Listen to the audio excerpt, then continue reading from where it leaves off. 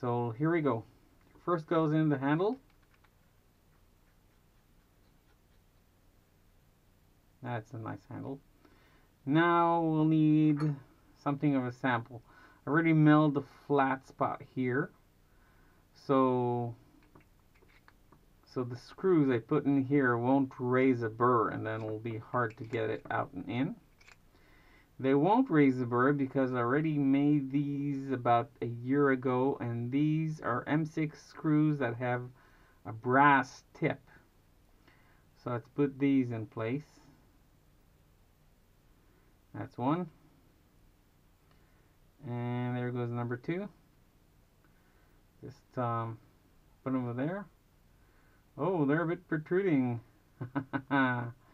We may actually want to do some of those flatter ones. And I do think, yes, I do have those. We'll need the Allen wrench. Right. There we go. Snugged. Immovable. It has a flat surface, that's why it's immovable.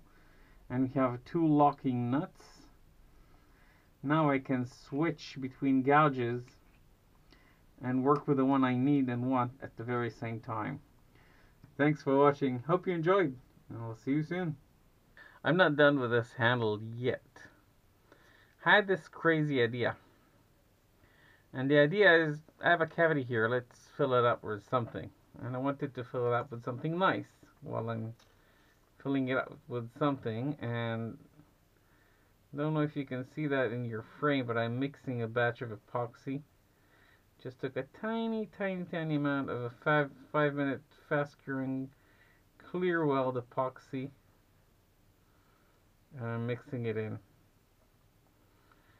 And let's put it in. Just a dab. I got here way more than what I need or will ever need. And what am I setting? That's a good question. I'm setting a garnet. This is a gem. Round cut. These stones are not that expensive to handle. And I bought some.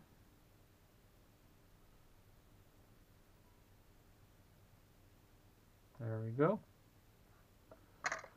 Now we need to clean it up.